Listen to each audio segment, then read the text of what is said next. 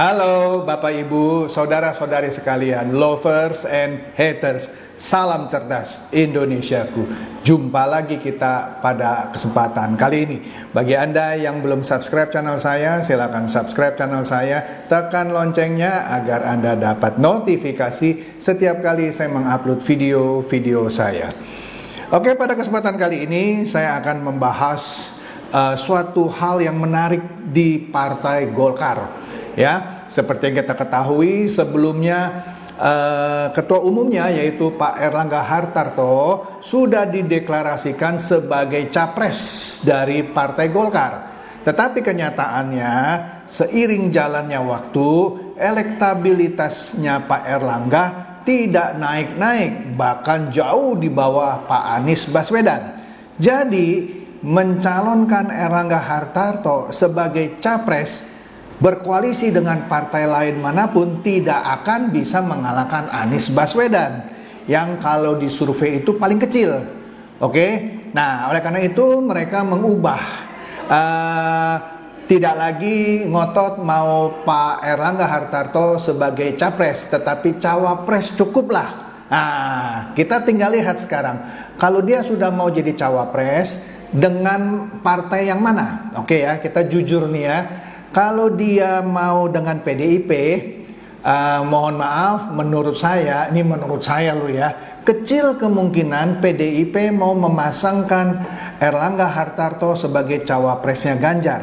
Karena Erlangga Hartarto sebagai cawapres pun elektabilitasnya tidak tinggi-tinggi amat.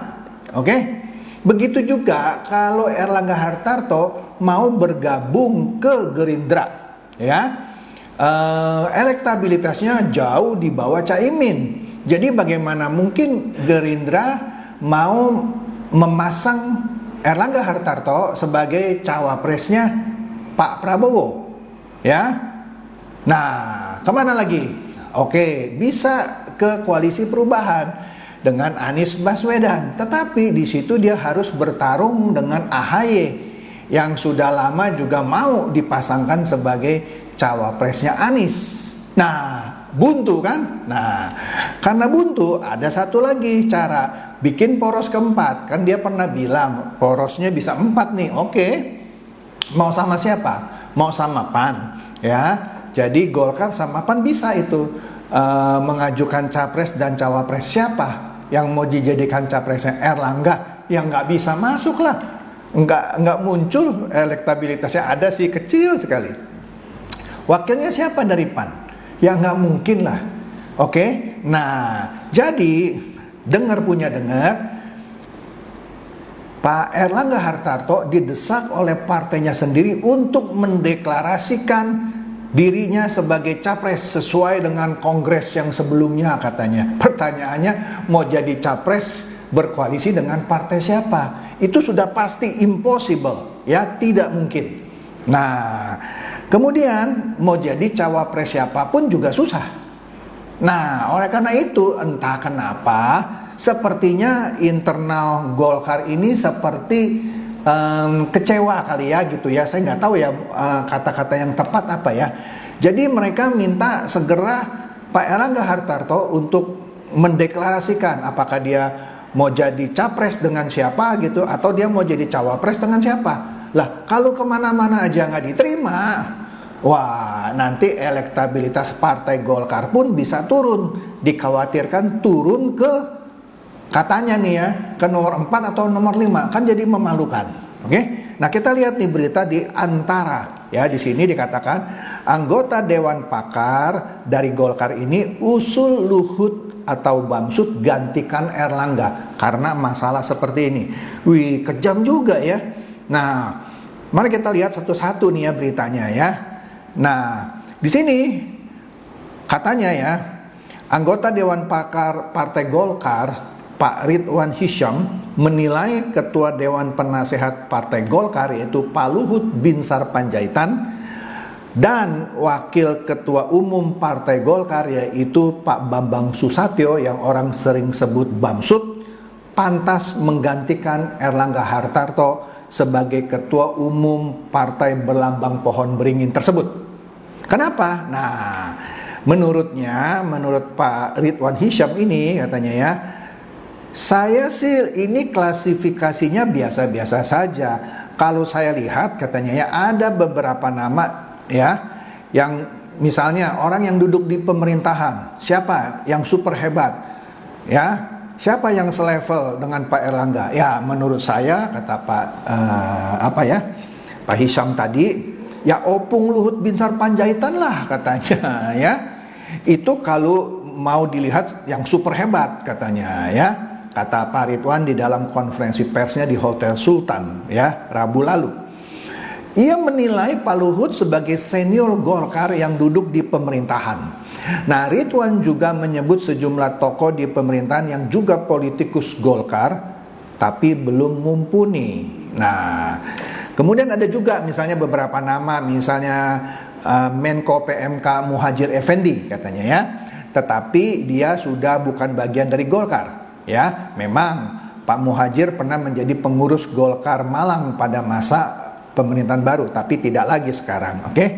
Kemudian siapa lagi yang mungkin bisa menggantikan Erlangga Hartarto? Misalnya Menko Polhukam Mahfud MD. Sayangnya Pak Mahfud MD tidak pernah di Golkar, jadi ya nggak mungkin lah ya kan. Nah, sedangkan kalau Pak Luhut masih di Golkar sebagai Ketua Dewan Penasehat katanya ya, dan juga kebetulan ada di pemerintahan ya sebagai Menko Maritim dan Investasi ya. Siapa lagi? Ada Pak Bahlil katanya ya, yang pernah menjadi pengurus Golkar. Nah, juga ada Pak Agus Gumiwang katanya. Nah, Menpora yang baru ya memang sih anggota Golkar tapi tidak masuk kriteria lah katanya. Belum termasuk kriteria, masih terlalu muda gitu ya. Ya, kira-kira gitu. Nah, kemudian selain Luhut siapa nih katanya? Yaitu Bambang Susatyo ya, yang dianggap cocok menggantikan Erlangga ya. Ya, karena Pak Bamsud ini termasuk orang yang ada di luar pemerintahan. Dia cuman sebagai ketua MPR ya. Nah, dianggap Pak Bamsud ini juga layak menggantikan Erlangga ya. Nah, kemudian mengapa ini dianggap Pak Erlangga Hartarto itu layak untuk diganti? Ya, seperti yang saya sudah sebutkan tadi ya, di awal gitu ya. Di sini ada lagi masalah yang di internal katanya. Pak Erlangga ini dinilai tidak berhasil membagi waktu sebagai menteri dan ketua umum. Karena dia kan sebagai menteri, Menko Perekonomian, dan dia juga sebagai ketum Golkar. Nah, dianggap Pak Erlangga ini nggak berhasil bagi waktu. Nah, Pak Luhut meskipun dia sebagai Menko Invest dan Maritim, tapi dianggap dia punya style manajemen yang mumpuni, bisa membagi waktu ya. Memang katanya sibuknya luar biasa, tetapi dia punya kepemimpinan yang luar biasa karena dia ngerti manajemen. Gitu kira-kira katanya ya. Nah, katanya nih ya di internal ya, ada 3 ormas pendiri Partai Golkar, yaitu Kosgoro 1957, kemudian Ormas Musyawarah Kekeluargaan Gotong Royong atau MKGR, dan Sentral Organisasi Karyawan Swadiri Indonesia atau SOKSI. Nah, ketiga ormas pendiri Partai Golkar ini meminta Erlangga Hartarto untuk mundur dari posisi Ketua Umum DPP Golkar. Nah, maka dari itu kan muncul isu akan ada munaslup gitu ya. Nah, ntar kita lihat nih ya. Nah, di sini katanya ya, Pak Erlangga ini kan sibuk nih katanya ya, di kementerian ya. Nah, oleh karena itu mereka menganggap Partai Golkar ini layaknya diserahkan kepada orang yang lebih mampu untuk menjaga dan mempertahankan, paling tidak meningkatkan suara dari 14% yang sekarang ini jadi naik gitu ya.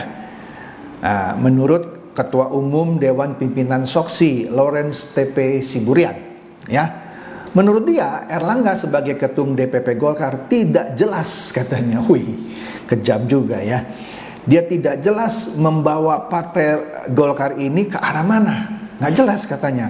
Padahal waktu pendaftaran bakal calon presiden, capres dan cawapres, sisanya tinggal 3 bulan lagi. Tapi sepertinya nggak tahu ini mau jadi apa gitu. Seperti yang sudah saya awal sebutkan itu ya. Nah, dan elektabilitas Erlangga Hartarto saat ini cuma 1%. Dan perolehan Golkar suaranya maksudnya cuma 14%. Jadi kalau ingin membuat koalisi baru, memang ada partai lain yang belum memberikan dukungan seperti PAN misalnya. Tetapi apa iya PAN itu mau berkoalisi dengan Golkar terus mencapreskan Pak Erlangga? Nggak mungkin lah. Partai nggak ada yang mau berkoalisi hanya untuk kalah. Iyalah. Pasti kalah deh ya. Kalau Golkar berkoalisi dengan PAN bikin poros keempat mencapreskan Pak Erlangga Hartarto, ya jauh deh. Itu pun jauh di bawah Pak Anies kelihatannya ya. Nah, kemudian PAN selama ini punya perolehan suara 7% ya. Memang kalau mereka berdua bergabung, mereka bisa tadi mendeklarasikan capres dan cawapresnya. Tetapi iya tadi, siapa yang mau begitu tapi untuk sesuatu yang pasti kalah? Ngapain buang-buang biaya gitu ya?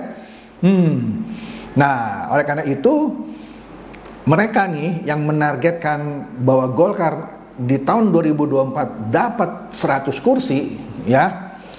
Nah, maka dari itu kondisi ini katanya ya memprihatinkan ya. Ini berbahaya katanya. Berbahaya loh ya. Berbagai survei katanya sekarang ini mengatakan Golkar ini bisa turun ke posisi 4 atau 5. Sekarang ini kan dari jumlah kursi Golkar tuh nomor 2. Kalau perolehan suara Gerindra nomor 2. Tetapi ketika diterjemahkan ke kursi Gerindra nomor 3 di parlemen ya. Nah, di survei katanya berbagai survei Golkar bisa saja turun ke posisi 4 atau 5. Berarti PDIP dan Gerindra mungkin nomor 1 dan nomor 2. Nah, posisi nomor 3 itu akan diambil orang lain ini, partai lain maksudnya ya. Waduh. Jadi Golkar yang sebelumnya partai besar bisa jadi partai menengah saja. Bahkan katanya tidak menutup kemungkinan jadi partai gurem. Jadi mereka takut nih ya. Nah, oleh karena itu mereka ini yang mengkhawatirkan ini mendorong Golkar untuk melakukan musyawarah luar biasa, Munaslup, untuk menggantikan posisi Erlangga Hartarto sebagai Ketua Umum DPP Golkar. Ya, waduh, bahaya juga nih posisi Pak Erlangga. Nah, berikutnya di Republika, Dewan Pakar Golkar ya kira-kira sama gitu ya. Jika Munaslup terjadi, sepertinya yang paling kuat sosok yang untuk menggantikan Erlangga Hartarto adalah Pak Luhut. Memang ada satu lagi tadi disebut Pak Bambang Susatyo, tetapi sepertinya yang paling pas dan paling kuat adalah Pak Luhut. Ya, waduh. Jadi, Munaslup untuk menggeser Erlangga Hartarto dari kursi Ketua Umum Partai Golkar sangat mungkin terjadi. Dan kalau itu terjadi, sosok yang paling tepat adalah Pak Luhut Binsar Panjaitan. Keras juga nih ya. Ini berarti ada faksi-faksi nih di Golkar yang mau menggantikan Pak Erlangga. Tentu ada juga faksi yang mau mempertahankan Pak Erlangga. Ya.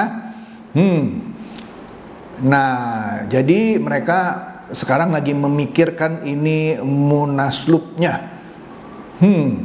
Ya. Nah, jadi katanya ada beberapa opsi. Opsi pertama, Pak Erlangga diminta segera mendeklarasikan diri sebagai calon presiden paling lambat akhir Agustus mendatang. Sama siapa? Berarti yang pertama opsinya hampir tidak mungkin dong. Ya kan, karena dikasih waktu sampai akhir Agustus mendatang mendeklarasikan diri sebagai bakal calon presiden atau capres. Pertanyaannya mau koalisi sama siapa? Sama Koalisi Indonesia Perubahan sudah punya calonnya Pak Anies, dengan Koalisi Kebangkitan Indonesia Raya sudah punya capresnya pasti Pak Prabowo, dengan PDIP sudah pasti Pak Ganjar. Harus bikin poros keempat sama siapa? PAN, nggak mungkin mau. Kemudian juga Pak Erlangga diminta untuk menyapa rakyat, mensosialisasikan dirinya di daerah-daerah. Ya. Nah, jika dia tidak bisa mendeklarasikan dirinya sebagai capres atau membentuk poros baru atau poros keempat yang pernah dia sebutkan juga, sekaligus mempromosikan dirinya ke daerah-daerah, maka Munaslup tidak dapat dihindari lagi, ya. Maka itu akan dijalankan nih katanya nih ya, untuk melengsarkan Pak Erlangga Hartarto dari kursi Ketua Umum Golkar, ya. Sebab Munaslup bukan merupakan sesuatu yang haram katanya, ya. Buset. Jadi ini serius nih. Oke. Dan berita yang terakhir. Nah, akhirnya Pak Erlangga merespon mengenai usulan dari faksi-faksi yang mau menggeser dia dengan Pak Luhut ataupun Bamsud untuk jadi Ketua Umum Golkar. Akhirnya nih di CNN Pak Erlangga memberikan responnya. Nah, kita lihat nih apa responnya. Ini menarik nih ya. Dikatakan oleh Pak Erlangga, nah ini menarik nih, ini akan jadi kudeta nih, kudeta tak berdarah. Pak Erlangga menegaskan apa? Pergantian ketua umum hanya dilakukan melalui musyawarah nasional saja. Ia berkata tidak akan ada Munaslup Golkar seperti yang digaungkan oleh sejumlah politisi senior. Waduh, jadi Pak Erlangga bilang nggak ada itu Munaslup, ya. Penggantian ketua umum hanya berdasarkan Munas. Wah, kita lihat nih, akan terjadikah pergantian atau kudeta ini? Wah, ini menarik nih ya. Ya, tadi itu katanya saya sarankan tidak ada Munaslup katanya ya. Munas adanya di 2024. Silakan kalau yang mau berminat jadi ketua umum Golkar nanti di 2024 katanya ya. Dia menjelaskan bahwa sekarang ia masih bekerja untuk memenangkan Golkar di tahun 2024. Salah satunya dengan menyiapkan calon presiden bersama partai lain. Oke, artinya dia menyiapkan calon presiden dengan partai lain. Ini nggak tahu nih maksudnya apa ya. Apakah dia mau bikin poros keempat atau dia bantu partai lain capresnya siapa atau dia jadi apa, saya nggak tahu. Beritanya masih ngambang gitu ya. Nah, menariknya, meskipun tadi kita sudah tahu politisi senior Golkar mau mendesak Munaslup, tetapi di sini ya Erlangga memastikan tidak ada pergolakan. Wah, kan lucu ya. Padahal beritanya di Antara dan satu media tadi yang Republika kita sudah baca politisi senior mau mengadakan Munaslup ya. Wah, tapi dia bilang masih solid kok katanya ya. Seperti ketika KIB di mana P3 keluar, dia bilang KIB masih solid, padahal P3-nya sudah keluar. Asik ya. Kita lihat lagi nih sini ya.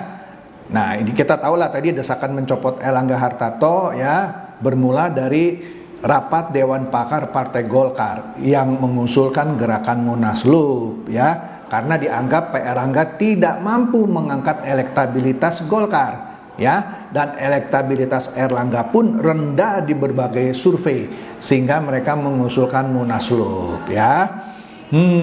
Jadi katanya Munaslup Partai Golkar harus dilakukan guna mengganti Ketua Umum DPP Partai Golkar dalam rangka memulihkan marwah, martabat, harga diri dan jati diri Partai Golkar sebagai partai utama di tanah air. Ya kita tahu lah, Golkar itu waktu zaman Presiden Soeharto berapa dekade itu ya selalu menjadi partai utama. Oke? Nah, jadi kira-kira itulah yang terjadi di internal Partai Golkar. Jadi kita lihatnya sampai akhir Agustus, apakah akan terjadi Munaslup? Perkiraan saya sepertinya akan terjadi. Dan perkiraan saya ya, sepertinya Pak Luhut Binsar Panjaitan akan menggantikan Erlangga Hartarto. Tetapi saya kan bukan dewa, saya bukan Tuhan. Ini cuma prediksi. Ya, siapa tahu meleset juga. Siapa tahu tepat ya. Jadi kita nantikan saja, oke? Demikian, semoga ini mencerdaskan dan mencerahkan Anda semua. Silakan share video saya ini kepada teman-teman, sahabat atau kerabat supaya mereka tambah cerdas dan tercerahkan.